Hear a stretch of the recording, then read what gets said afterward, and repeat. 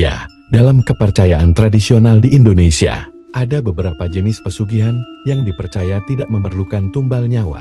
Meski begitu, jenis pesugihan ini masih melibatkan ritual dan komitmen tertentu.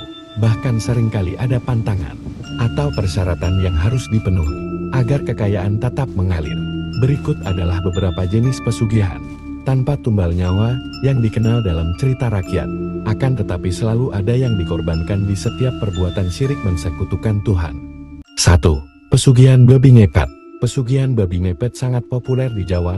Dalam ritual ini, seseorang konon bisa mengubah diri menjadi babi yang berkeliaran di malam hari untuk mencuri harta. Meski tidak memerlukan tumbal nyawa, pesugihan ini tetap berisiko tinggi, karena orang yang berperan menjadi babi ngepet harus bisa kembali ke wujud semula. Jika tertangkap atau terjadi kesalahan saat ritual, orang tersebut bisa tetap dalam wujud babi atau bahkan mati. 2. Pesugihan tuyul. Pesugihan tuyul melibatkan makhluk kecil yang disebut tuyul, yang dianggap bisa mencuri uang atau harta untuk pemiliknya.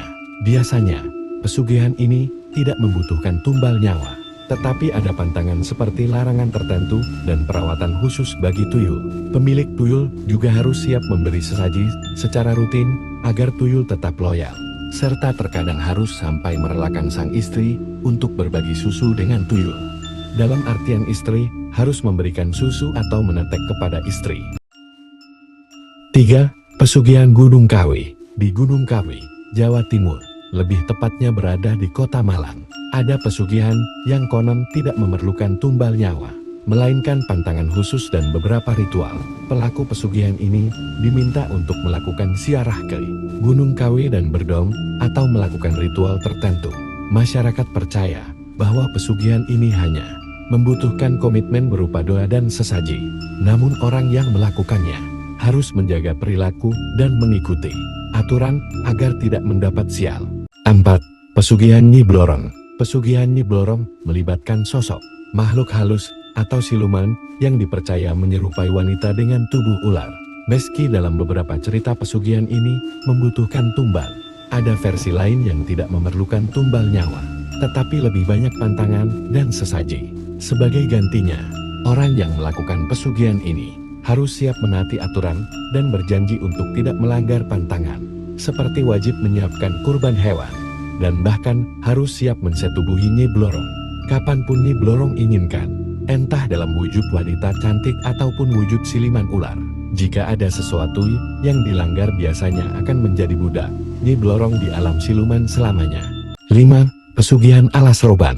Di Alas Roban, Jawa Tengah, terdapat pesugihan yang konon memberikan kekayaan melalui kekuatan gaib dari hutan tersebut. Hutan yang terkenal akan hal mistis ya, bahkan di KL, salah satu gerbek gaib yang terhubung ke Alas Purwo di ujung pulau Jawa, tepatnya di Banyuwangi, Jawa Timur. Pesugihan ini tidak memerlukan tumbal nyawa, tetapi orang yang melakukan pesugihan harus melakukan ritual tertentu di hutan dan membawa sesaji. Dalam versi ini, mereka hanya perlu berkomitmen untuk mengikuti pantangan tertentu agar harta tetap mengalir. Salah satunya sesaji berubah hewan sebagai ganti nyawa, atau seperti perjanjian kandang bubrah. 6. Pesugihan dengan tanaman bertuah. Dalam cerita rakyat, ada juga pesugihan yang melibatkan tanaman seperti pohon Kamboja atau bunga melati bertuah, bahkan pohon-pohon besar yang dikeramatkan atau biasanya sebagai petilasan.